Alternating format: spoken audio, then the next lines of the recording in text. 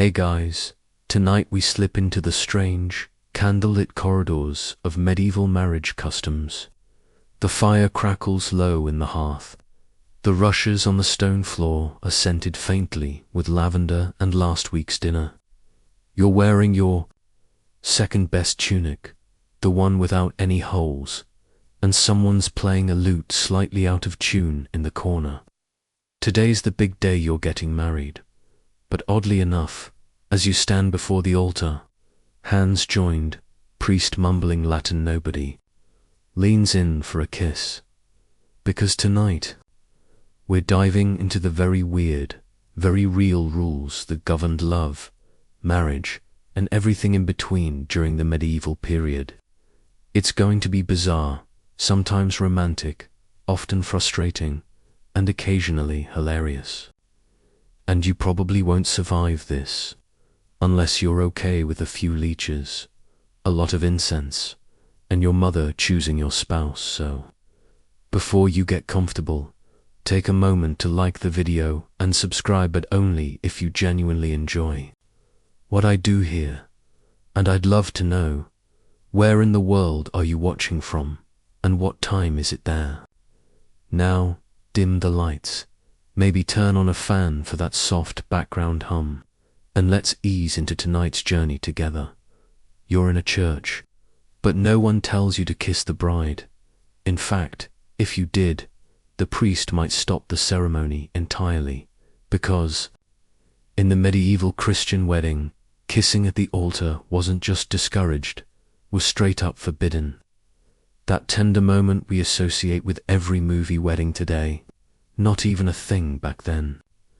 The exchange of vows was considered a sacred act, a spiritual bond made in the presence of God, not a rom-calm. The kiss would have been seen as uncomfortably secular, if not downright lusty. And the church wanted to make it clear, marriage was holy business. Affection, if any, came later, privately, possibly under the watchful eye of your mother-in-law. In fact, medieval wedding rituals were shockingly sober. No rings exchanged, those came later. No elaborate dances, just a priest, a blessing, and a crowd of nosy neighbors hoping something juicy might go wrong. The emphasis was on words. Words formed a contract. Once you said, "I will," that was it, boom, married, and no kissing necessary. That could come at home, if you even liked each other. But maybe you're wondering, didn't people love each other back then? Well, sort of. But the church had a different idea of love. Marriage was less about romance and more about duty. Love might blossom after the wedding or not. The key was that the marriage was valid in the eyes of God, and it had to follow a very specific formula. First, the location. Marriages had to happen in public, usually outside the church door, before witnesses, because if no one saw it, how could anyone verify it? Sneaky midnight weddings under the stars might sound dreamy, but they were legally dicey. Second, the words. Both parties had to say the same thing, in the right order, with the right intent. None of this, "I guess I do," or "I suppose I love him." That could get you annulled. Third, the order of events. Some parts had to happen in strict sequence. You couldn't, for example, sleep together before exchanging vows, lest you wanted to be accidentally married. More on that later. Now here's a fun detail. The wedding ceremony often included the exchange of tokens, not necessarily rings, like coins or symbolic gifts. One common example, a glove. Yes, you might end your wedding clutching your spouse's leather mitten. Very romantic. And once the priest finished, and everyone mumbled amen, you and your new spouse were expected to process not to the honeymoon suite, but to the next room where the marriage would be officially blessed. And then came the Really awkward part, the bedding ceremony. You know how in modern weddings, the newlyweds sneak off quietly after the reception? Not so in medieval times. You were expected to be paraded to your bed by friends, family, and half the village. Everyone wanted to make sure you really sealed the deal, and that meant supervising you while you got under the sheets. No pressure in some traditions. The priest would even bless the bed. Candles were lit. Wine was brought. Songs might be sung. And yes, sometimes people literally stayed in the room until you got started. Why? Because consummation mattered a lot. Without it, the marriage could be annulled. So if you were hoping for a quiet night cuddling with your new spouse and some mead, tough luck. And remember how I said you couldn't kiss at the altar? Well, kissing during the bedding ceremony was a little more acceptable, but it still had to follow rules. Too much passion, and people might think you were immoral. Too little, and they'd suspect you didn't like each other. It was a fine line, a very, very awkward line. Now, here's the kicker. Not all marriages required a priest. That's right. What we now call common law marriage was totally valid in the early medieval period. If two people exchanged vows in front of witnesses, even without a church that could count, say it once, mean it, and boom, legally married. This drove church officials mad. They wanted control, but ordinary people, they wanted flexibility. This tension led to centuries of debate. Historians still argue whether the church ever truly succeeded in controlling marriage, or whether people just smiled, nodded, and did what they wanted anyway. Even today, legal scholars scratch their heads at some of these records. Did this couple actually marry? Was that vow binding? Did a glove count as a dowry? And here's your quirky tidbit. In some medieval villages, instead of a priest saying, "You may now kiss the bride," a local official might throw a shoe. Why? To symbolize the transfer of authority from father to husband. It was meant to show who had control of the bride now. You didn't kiss her, you didn't dance, but you might get a shoe thrown at you, which honestly feels pretty medieval. So next time you see a slow-motion wedding kiss in a movie, remember, your 12th century self would be horrified. And speaking of things that would horrify you, asterisk, you're standing beside your betrothed, gazing nervously at a crowd of relatives who all smell faintly of onions and beeswax. The priest is halfway through the ceremony when your aunt leans over and whispers something scandalous into your ear there. Third cousins, you know, and nobody bats an eye. Because in the medieval world, marrying your cousin wasn't weird. In fact, it was downright normal, encouraged. Even family meant familiarity. Familiarity meant trust. And trust was valuable when land, alliances, and dowries were on the line. Here's the deal. For much of the early Middle Ages, the church didn't actually keep close tabs on how related you were to your spouse. It was all a bit loosey.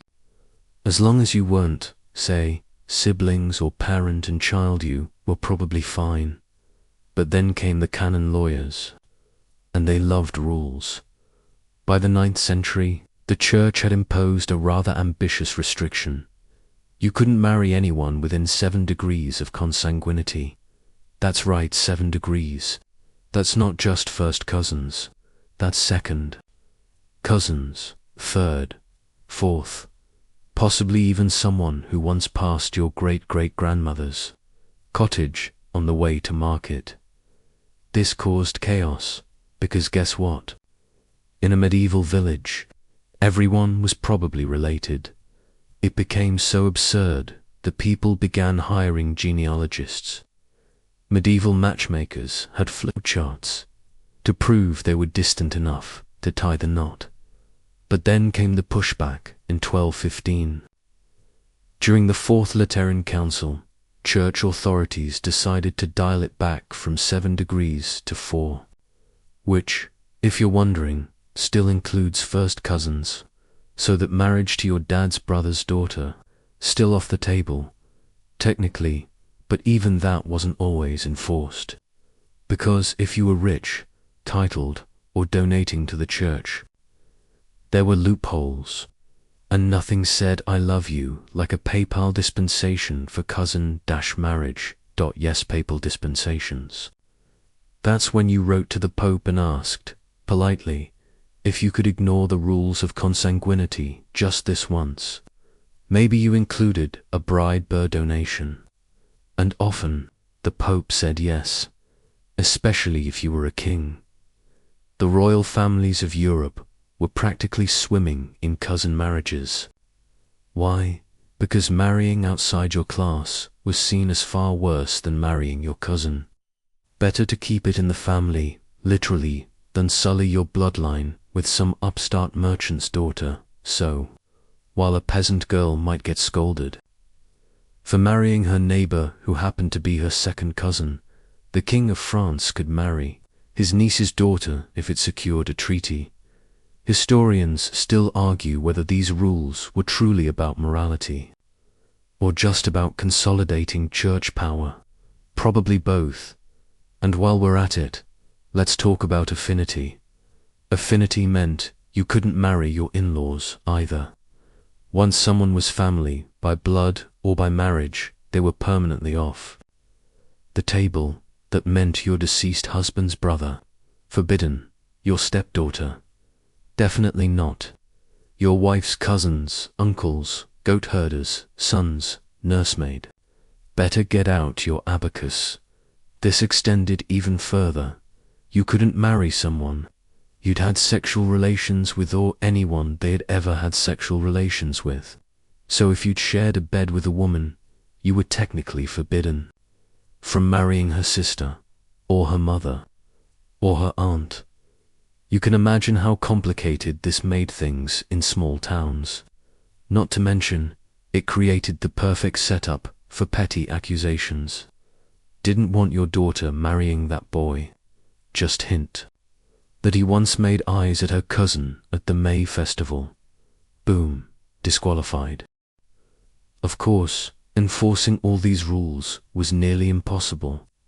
Most villages didn't keep birth records. Oral histories were unreliable, and the local priest, probably too busy chasing his own secret family to double-check your family tree. But, still, these restrictions shaped medieval society deeply.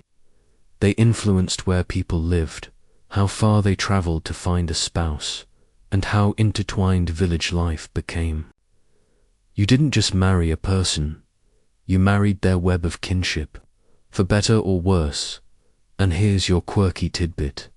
In some cases, spiritual kinship counted too.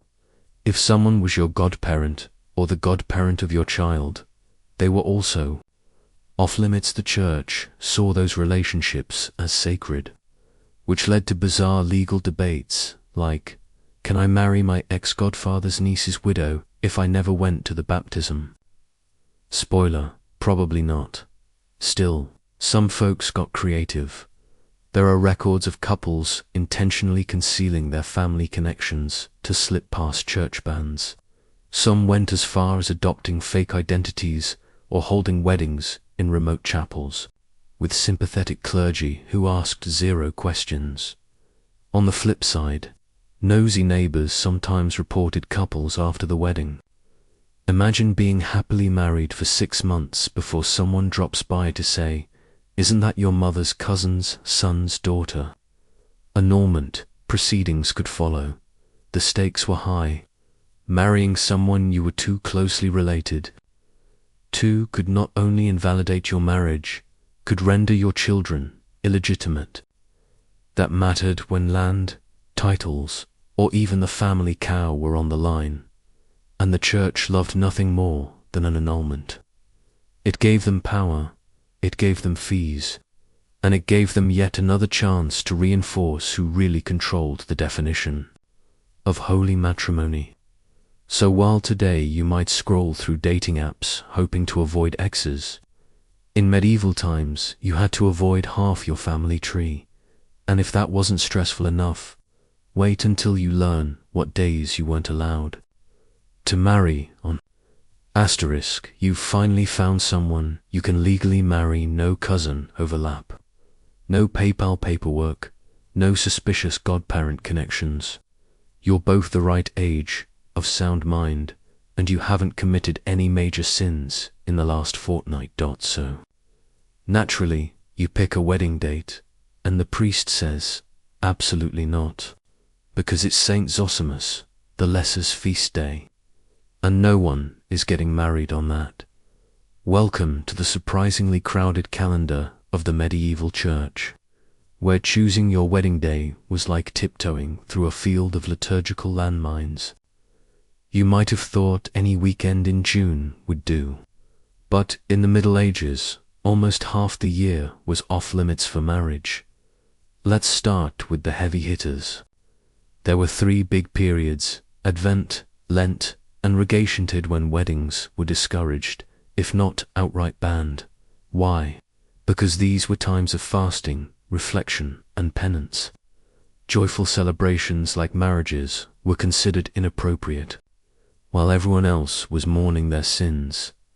So if you'd planned a wedding in, say, the week before Easter, try again. That was Lent, the holiest and grumpiest time of the year. No feasts, no dancing, definitely no honeymoon. Then came the feast days. These were sprinkled liberally throughout the calendar, dozens of them, celebrating saints, martyrs, and various sacred events. And on many of those days, marriage was frowned upon. The idea was that the couple should focus on spiritual matters, not earthly pleasures. One chronicler even warned that marrying on a feast day would bring a lifetime of misfortune and an ox with bad teeth, which is either superstition or a very specific traumatic experience someone had. But the real killer was the Ember Days, 4 sets of 3 days spread throughout the year, meant for prayer and fasting. Ember Days fell on Wednesdays, Fridays, and Saturdays, and they were absolutely off the table for weddings. If you got married during an Ember Day, people might whisper that your children would be born with extra toes or a fondness for heresy. Historians still argue whether all these restrictions were consistently enforced, or more like strong suggestions. Some rural priests turned a blind eye, especially if a nice roast goose was involved. Others kept a giant calendar and said things like, "Sorry, I won't marry anyone between St. Agatha's feast and Michaelmas. That's my nap season." And then there was May. You might think May, with its flowers and warm breezes, would be perfect for weddings. Wrong. In many medieval cultures, May was considered unlucky. The belief stemmed partly from Roman superstition. May was the month of the dead, tied to ancient rites honoring ancestors. That tradition lingered, and people feared that a May wedding would lead to sorrow or death. One 15th century rhyme even warned, "Marry in May, rue the day." So couples avoided it, which is kind of hilarious, given how many modern weddings now happen in May. Now, the good news: Sundays were fair game, especially the Sundays following major feast days. And if you wanted a super lucky date, try the Sunday after Epiphany, January. Weddings were associated with fresh starts, fertility, and excellent mead consumption. But here's the rub: even if you found the perfect day, someone else might beat you to it. In small towns, weddings were often community-wide affairs. Multiple couples getting married on the same day was common. Why? Because it was expensive to throw a feast. So families would team up, marry off their kids at the same time, and split the costs of food, music, and the occasional accident with a drunken goat. Your quirky tidbit: in parts of medieval France, If someone died on your wedding day, local tradition required you to postpone the wedding by an entire month out of respect. So imagine standing in your wedding tunic halfway to the altar. When the bell tolls for old Grandma Agnes, wedding cancelled. Cake eaten at the funeral, of course. Not everyone cared about the rules. Some couples married during Lent or on feast days in secret, hoping no one would notice. And sometimes these weddings were declared invalid after the children had already been born, which caused a real legal mess. Illegitimate heirs couldn't inherit land, join certain guilds, or even testify in court, all because of bad timing. But the church didn't just want control over when you got married. It also wanted control over why. That's where things get even stranger. In some cases, couples were denied marriage simply because it looked like they were too excited about it. Too many giggles during the banns, suspicious. A little too affectionate during Mass. The priest might declare you spiritually unready. The church viewed marriage as a sober, solemn sacrament. If you were acting like it was a party, they'd suspect your intentions, and don't even think about rushing it. Before most marriages, the banns of marriage had to be read aloud in church for 3 consecutive Sundays. This allowed the community time to object. Maybe you were already married, or had a scandalous past involving a miller's apprentice and 3 stolen turnips. If no one objected, the marriage could proceed. But if someone did stand up in church and shout, "I object," even based on rumor, everything paused. Investigations happened. Papers were checked.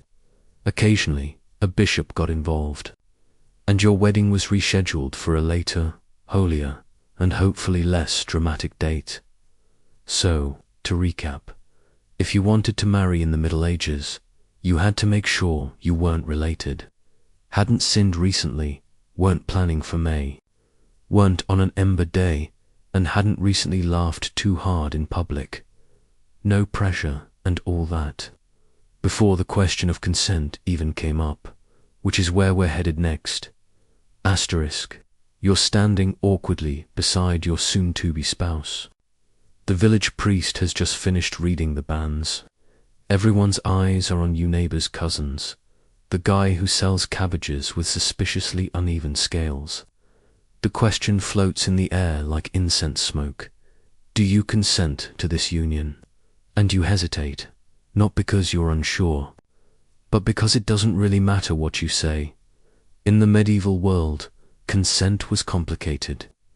Technically, both parties had to agree to the marriage, in theory, but in practice, your parents' opinions and their plans for your dowry, inheritance, or alliance with the village blacksmith's irritating son could easily override yours.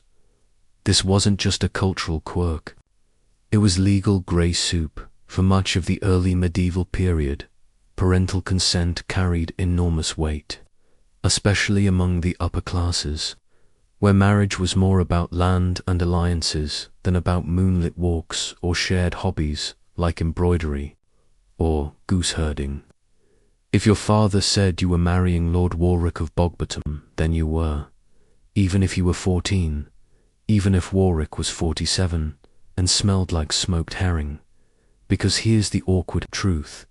Girls could marry as young as 12, and boys as young as 14. Those were the ages of consent under canon law, meaning legally allowed to marry, not necessarily expected to. Still, plenty of noble girls were married off young, sometimes even before puberty.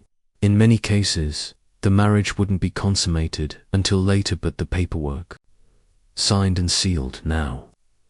If you're imagining arranged marriages happening behind locked doors with no say from the bride or groom, sometimes yes, but sometimes no. In theory, consent had to be spoken. Both parties were supposed to say, "I do," And whispering those words, even in private, even without a priest, could create a valid marriage.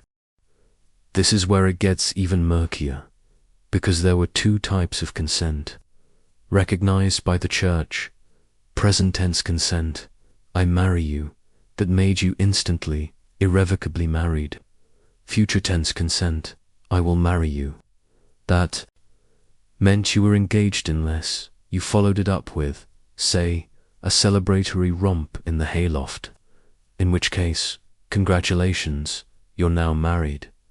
This dual system led to absolute chaos. Couples could whisper vows to each other under a tree, then spend years arguing over whether they were married. And when those arguments ended up in church courts, it often came down to who was more convincing under oath. Historians still argue whether these whispered contracts empowered lovers, simply gave parents a new reason to be furious. In practice, families tried to control every step.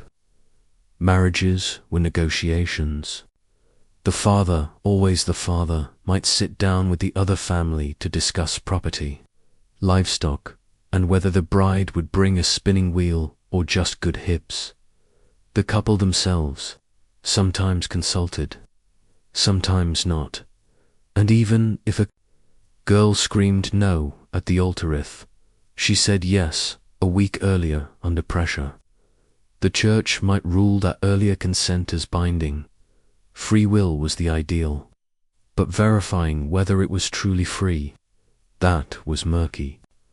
After all, how do you prove a whisper was coerced, or that a nod meant fear, not agreement?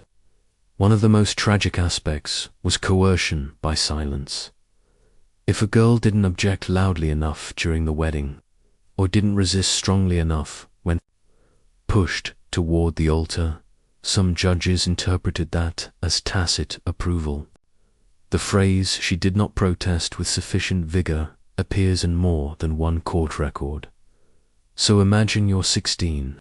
Your father's picked a man you've met twice. You're terrified, but you're told, say the words, smile, and it will all be easier. And if you try to object, your voice is lost in the chanting of prayers and the clink of ale cups. That's how many marriages happened. Still, not all hope was lost. The church did offer protections, at least on paper. A girl forced into marriage could later appeal for an annulment, especially if there were no witnesses to her consent, or if she had a pre-existing vow of chastity. And believe it or not, those appeals sometimes worked. Here's your quirky tidbit. There's a recorded case from 13th century England where a girl married off at age 12, later ran away to a convent and successfully argued that she had been too young to understand what she was agreeing to. The marriage was annulled. She became a nun. Her former husband got no refund, and in a few daring cases, young lovers eloped without their parents' consent and were recognized as legally married. Because, again, if two people exchanged present tense vows and meant them sincerely, the church often had no choice but to honor it, which meant parents could spend years preparing a match, only for their daughter to sneak off with the scribes, apprentice, and come back already hitched. Of course, not all consent revolved around dramatic escape plans. Sometimes couples did grow up liking each other. Childhood friendships turned into arranged marriages. Teenagers found common ground over livestock or bread making. In many villages, people married within familiar circles, so affection, if not passion, was common, but the tension remained. Whose consent mattered more, the couple's or their parents'? And this uncertainty would linger for centuries today. We take it for granted that the people getting married are the ones making the choice. In the Middle Ages, that wasn't always clear, so when you next see a medieval wedding in a film and the priest asks, "Do you take this man?" remember, it wasn't always about what she said. It was about who was listening, and whether they liked the answer. And if you think that's confusing, wait until we get to the couples who didn't bother with priests at all. Asterisk, you're wandering through the fields outside your village when you stumble across a peculiar scene. Two young people standing beneath a tree, holding hands. No priest, no witnesses, just whispered vows and flushed cheeks, and just like that, they're married. Welcome to the strange world of clandestine marriage. A medieval legal headache and a nightmare for just about everyone except the couple involved. Because, as far as the church was concerned, a marriage didn't need a ring, a priest, or even a witness. All it really needed was consent spoken in the present tense with intent. I marry you, that was it. If both parties were of age and said the right words, their union was considered valid and indissoluble. That's how we got an entire genre of secret vows whispered behind barns, beside wells. Or if you were feeling dramatic on horseback during a rainstorm. At first, the church tolerated this, sort of. After all, the sacrament of marriage was about intent. But by the 12th century, these secret unions started causing serious problems. Let's say you marry your sweetheart under a pear tree at dusk. No one else hears. A few weeks later, she marries someone else publicly, in a church, with the full fanfare. Who's her real husband now? That's the sort of riddle that sent ecclesiastical courts into meltdown. Suddenly, monks found themselves presiding over cases involving secret vows, contradictory testimonies, and scandalized parents who insisted their daughters were tricked into marriage by farm boys with strong jaws and no land. And it wasn't just peasants, nobles did it too. Imagine a duke's daughter running off to marry a knight with a sharp chin and poor judgment. Now there's a war brewing between families because the match wasn't approved and can't be undone. One of the church's biggest frustrations was that these marriages were valid but irregular, which is like saying, yes, you legally adopted that raccoon, but you didn't fill out the proper forms. So the church responded with rules, lots of them by the 13th century. Public bans became mandatory in many regents' announcements read in church for 3 Sundays before the wedding. The idea was to give anyone the chance to raise objections, like if the couple were secretly cousins, already married to someone else, or otherwise up to something shady. But couples in love don't always care about paperwork, and so clandestine marriages continued. Some were romantic, others were, strategic. Let's talk about hand fasting. In certain regions, especially in England and Scotland, hand fasting was a popular tradition. It involved 2 people publicly joining hands and declaring their intention to be wed, often without clergy. It might be temporary, a trial run, if you will, or permanent. Sometimes it came with witnesses. Sometimes it didn't in more casual communities. Hand fasting was the wedding, and once the hands were fasted, consummation sealed the deal. Yes, sleeping together after agreeing to marry could make it binding. You couldn't take it back, even if you later regretted your choice, or found out your new spouse talked through church services and chewed with their mouth open. Which leads us to your quirky tidbit. In 14th century France, there was a case where a man claimed he'd married a woman in secret, and she denied it. His evidence: he presented her hair ribbon and said she'd given it to him during their vow exchange. She countered by saying he'd stolen it from her laundry. The court ruled in his favor. That's right. In some cases, a ribbon could win a marriage dispute. These muddled legal situations weren't just romantic drama, they had serious consequences. A woman secretly married couldn't legally marry someone else. Children from her second invalid. Marriage might be declared illegitimate. land might pass to the wrong heir. And once again, the church courts were buried in parchment and very grumpy monks. By the late Middle Ages, many bishops began punishing clandestine unions with fines, public penance, or even annulments when possible. But they were hard to stop. After all, how do you prevent two people from saying a few quiet words to each other in the woods? Even when caught, couples often pleaded ignorance. We didn't know we had to get it blessed. Or we were planning to tell the priest after harvest.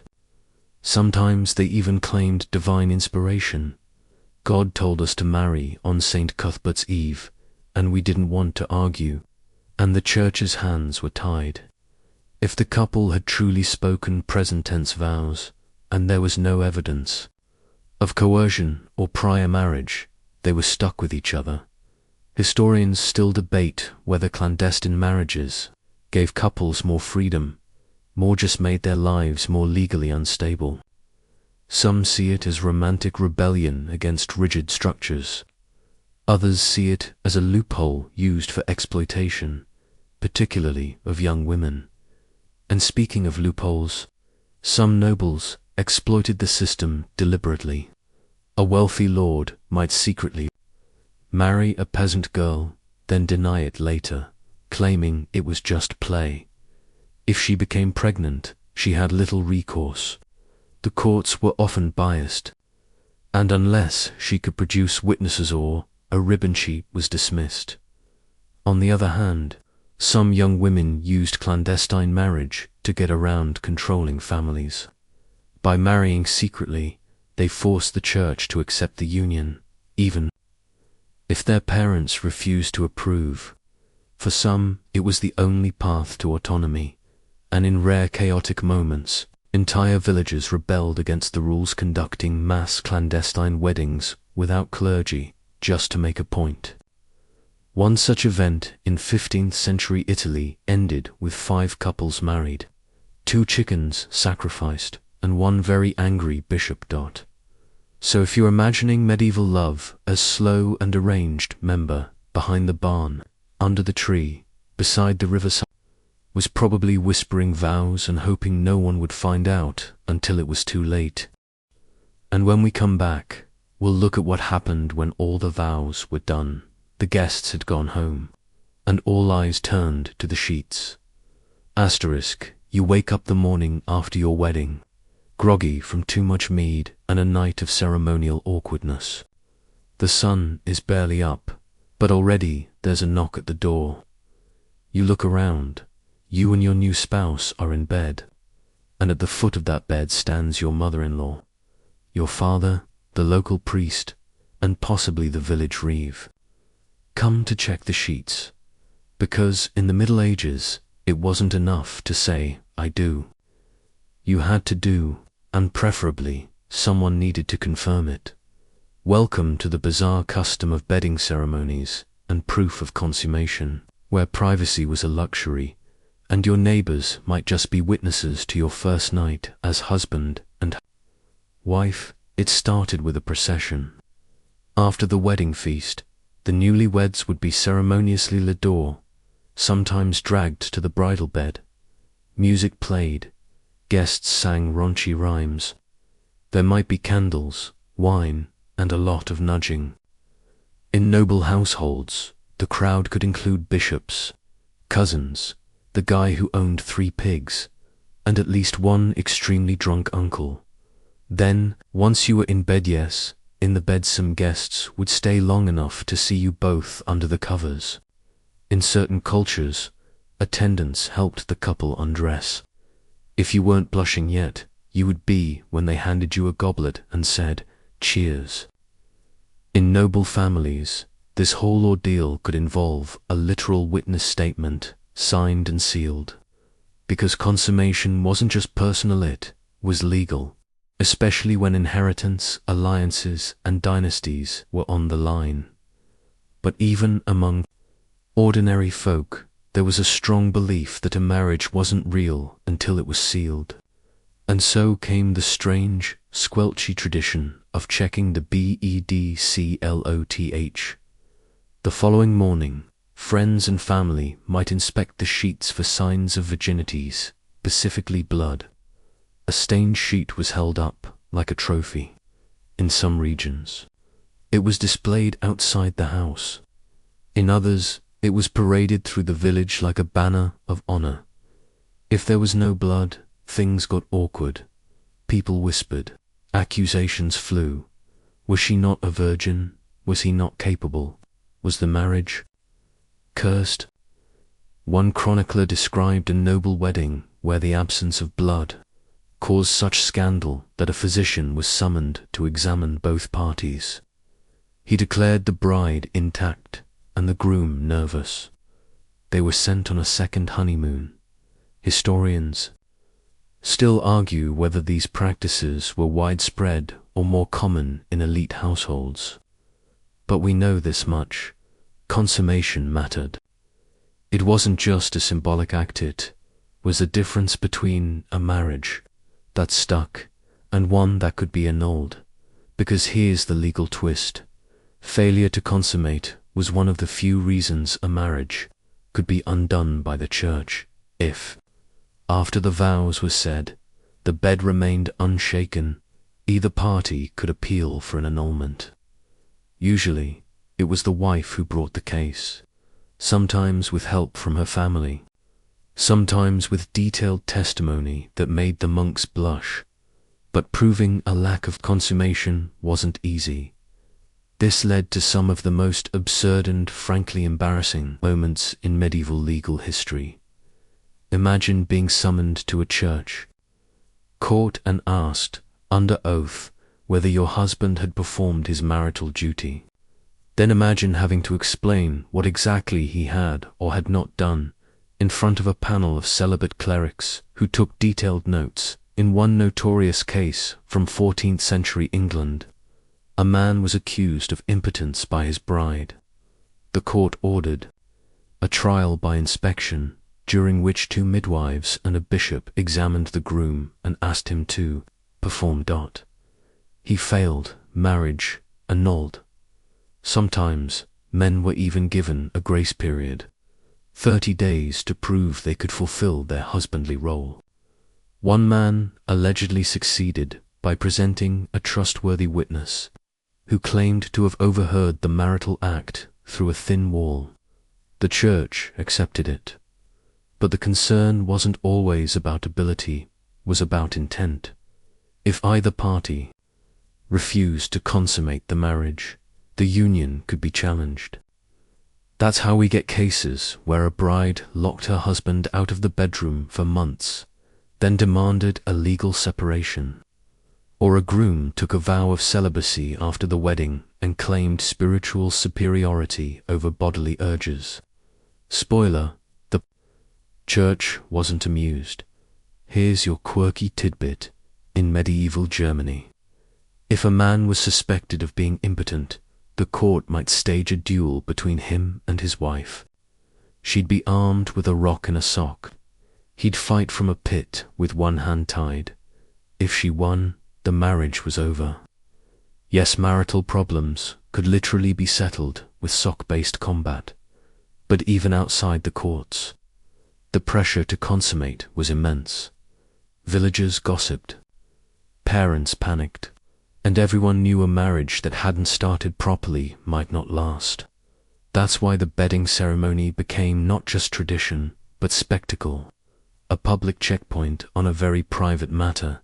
And yet, despite all the pomp, ritual, and nosy observers, there were plenty of couples who found comfort in the quiet corners of their new union. Behind all the social noise, there were 2 people, side by side, learning how to be married, sometimes awkwardly, sometimes joyfully, often in silence, with a candle flickering nearby and a window cracked open to the sound of owls. The church might regulate the sheets, but what happened in them that remained, mercifully, a little more human? And next we'll explore how the church tried to push even further right into your bedroom and your laundry basket. Asterisk, you've made it through. The wedding, you've said the vows. You've survived the bedding ceremony and lived to tell the tale. You might think you're free to enjoy married life, now maybe even settle into a cozy rhythm of sheep herding and shared trenches of stew. But the church isn't done with you, because now it wants to supervise your bedroom. Welcome to the tangled mess of medieval church sexual regulations, a system so detailed it bordered on obsessive. Priests weren't just interested in your soul, they also had an opinion about what you did beneath your sheepskin blankets, and on which days, and in what position, and whether you'd recently done laundry. Let's start with the basics. Medieval theologians held that marital relations were only acceptable under very specific conditions. First, they had to occur within the bounds of marriage. Fair enough. Second, the purpose had to be procreation. Pleasure was tolerated barely, but not the goal. If you weren't trying to make a baby, you were skating dangerously close to sin. And third, the act had to follow church guidelines. No, really there were guidelines. Whole handbooks were written to help confessors determine whether a sin had been committed during marital relations. Theologians debated such thrilling questions as, could married couples be intimate on Sundays? What about during Lent? What if the wife was pregnant? What if she initiated things? Spoiler, the answers were usually no, definitely no, only maybe, and don't even think about it. The church restricted marital intimacy on holy days, fasting days, Sundays, Fridays, and throughout Advent and Lent, which, if you count them up, meant that nearly half the year was considered spiritually inappropriate for intimacy. Not exactly romantic. And if you broke the rules, confession, penance, possibly a long conversation with a monk who'd rather be anywhere else. But it gets better. Some manuals went further, prescribing which positions were acceptable. Missionary, fine. Anything else, dubious. Theologians warned that certain actions were unnatural or disordered, even between spouses.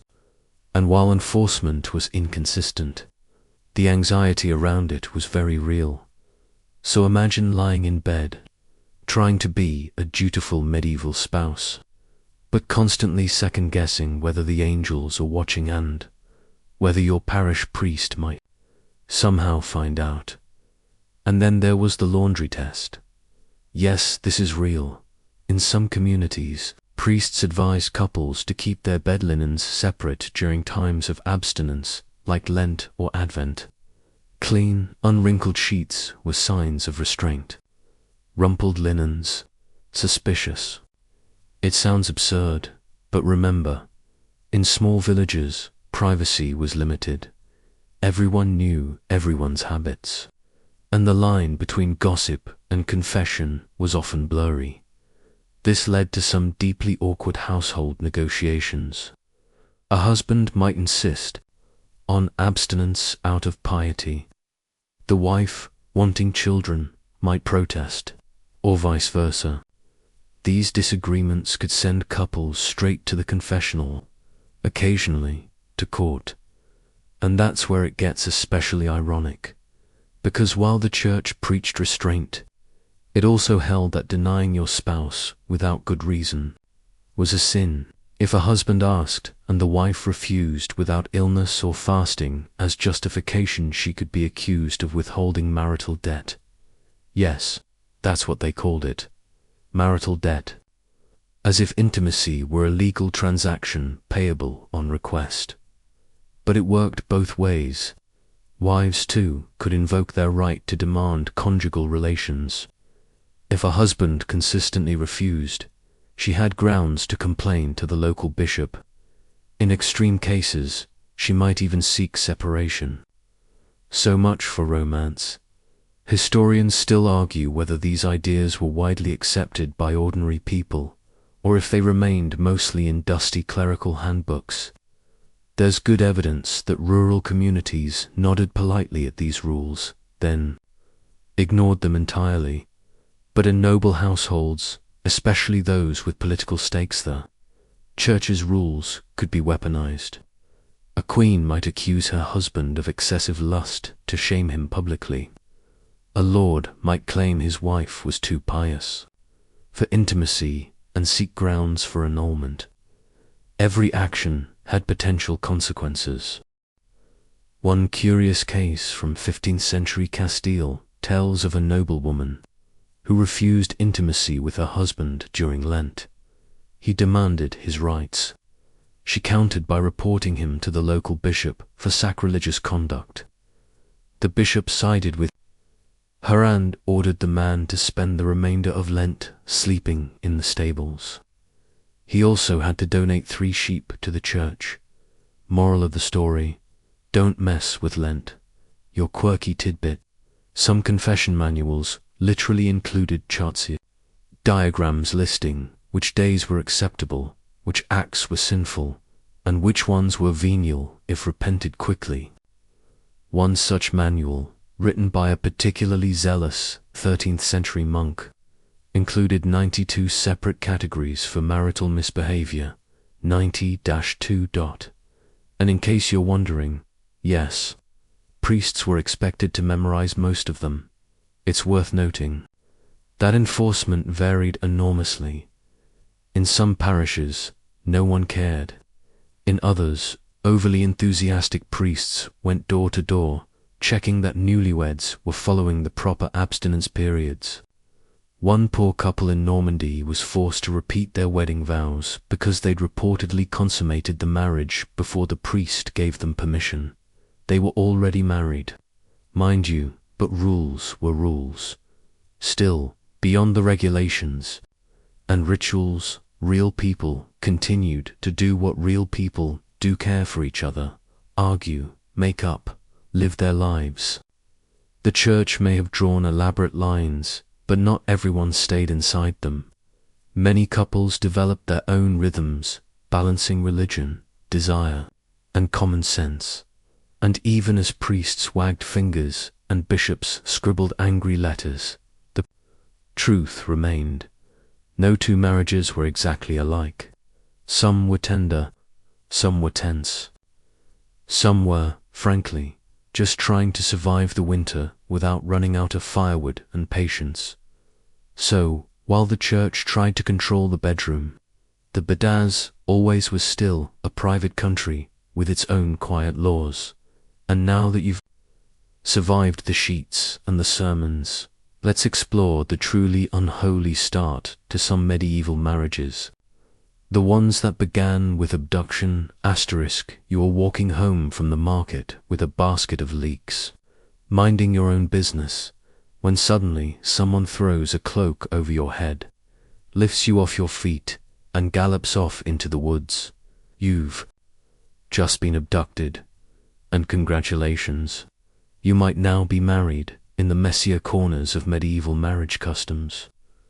We find the grim and uncomfortable tradition of bride abduction a practice that blurred the line between courtship and kidnapping, legality and violence, and love and power. It sounds like folklore, but it happened. A lot more often than anyone would like. There were different flavors of abduction, and not all of them started with a woman screaming for help. Some were mock abductions, where the couple was actually in on the plan used when a family disapproved of the match, or when the groom couldn't afford a proper dowry. Others were dead serious, violent, and entirely one-sided. Either way, the end goal was often the same: consummation, followed by a desperate bid for legitimacy. Because under canon law, if a couple had sex after exchanging valid consent, even if the consent was forced or murky, some priests would accept the union as binding. That gave abductors a terrifying legal incentive: get her to say yes, or at least not say no, and the church might shrug and bless the marriage. One famous case from 14th century Ireland tells of a knight who abducted a merchant's daughter, kept her locked in a tower for 2 weeks, then presented her at the church and insisted she had agreed. She stood there in silence. The bishop, visibly uncomfortable, gave them a hasty blessing. Historians still argue whether that silence meant fear, fatigue, or reluctant acceptance. Now, this wasn't just a rural superstition. Bride abduction was a recognized crime in many medieval legal systems, often called raptus, which could mean rape, kidnapping, or both. In theory, it was punishable by fines, imprisonment, or worse. But in practice, the outcomes varied wildly depending on who was involved. If the woman came from a wealthy or noble family, the kidnapper might be hunted down and tried. If she was a peasant, the case often fizzled. And if she eventually married her abductor, everyone tended to look the other way. Sometimes, families even arranged these so-called abductions themselves. Imagine this: a poor knight wants to marry a merchant's daughter. Her father says, no dowry, no chance. The knight abducts her with her secret cooperation. They spend a night together, and suddenly she's no longer marriageable to anyone else. The father relents. The couple gets married. Problem solved. Sort of that this strategy, while morally murky, was surprisingly common. There's a documented case from 15th century Poland where a young woman arranged her own kidnapping, complete with hired men, a stolen horse, and a priest on standby. Her father, outraged at first, eventually paid for the wedding feast. But not all stories ended so tidily. In many regions, especially where local lords wielded unchecked power, bride abduction became a tool of feudal dominance.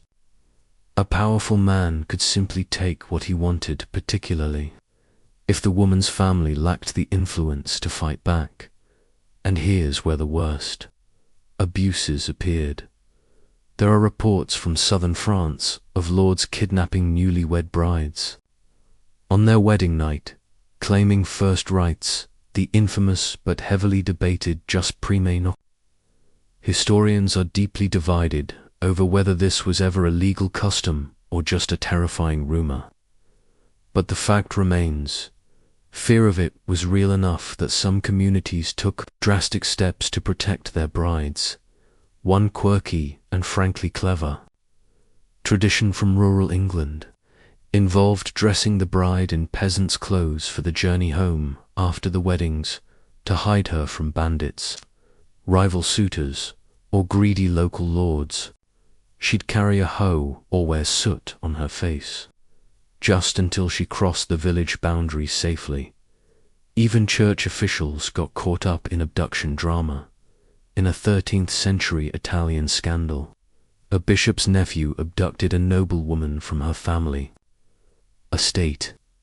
When the bishop found out, instead of punishing him, he tried to retroactively bless the union, claiming it had always been God's will. The local archbishop disagreed.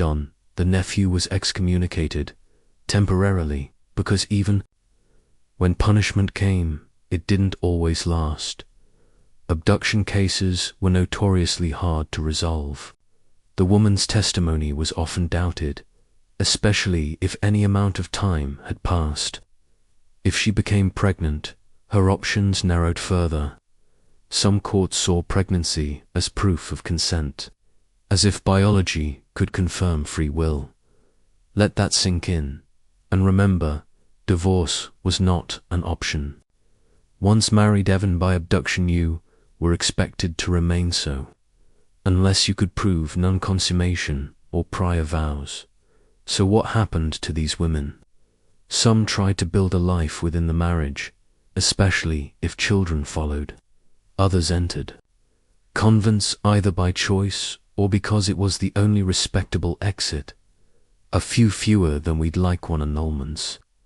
Many simply disappeared from the record. But over time, attitudes began to shift. By the late Middle Ages, some cities issued public warnings that any man caught abducting a bride willing or not would face automatic banishment. In parts of Germany, abduction became a capital offense, and court records show a rising number of women successfully challenging forced unions. Your quirky tidbit: in 15th century Florence, a man who tried to abduct a baker's daughter was thwarted when she hit him over the head with a baguette and ran for the church bell. Her father rewarded her with a dowry increase, and she married the flower delivery boy a month later. So, while the medieval world made space for stolen brides, it also made space eventually for resistance, for clever escapes, for women who said no and meant it. And yet, bride abduction is just one of many ways medieval marriage could go wildly, terrifyingly off-script. Next, we journey into the legal battlefield of love and hate, the messy, slow, often heartbreaking world of annulments and separations. The air in the chamber is heavy with incense and nerves. A young woman sits before a bishop and two scribes, her hands trembling as she lists the reasons she wants to be free. Her husband refuses to speak. He stares straight ahead. This is not a divorce. Not exactly. This is a petition for annulment medieval style, and it's about as messy, mysterious, and inconsistent as anything involving marriage, religion, and law could be. Because in the medieval world, divorce didn't exist the way we understand it today. Under church law, marriage was a sacrament, permanent, sacred, indissoluble. Once you were joined, only death could separate you. Well, mostly, if you didn't want to wait for a convenient outbreak of plague to solve your marital issues, your next best option was to prove that your marriage was never valid in the first place. Enter the annulment. Unlike divorce, which ends a real marriage, an annulment says, actually, this never counted. You were never truly married, at least. In the eyes of the church,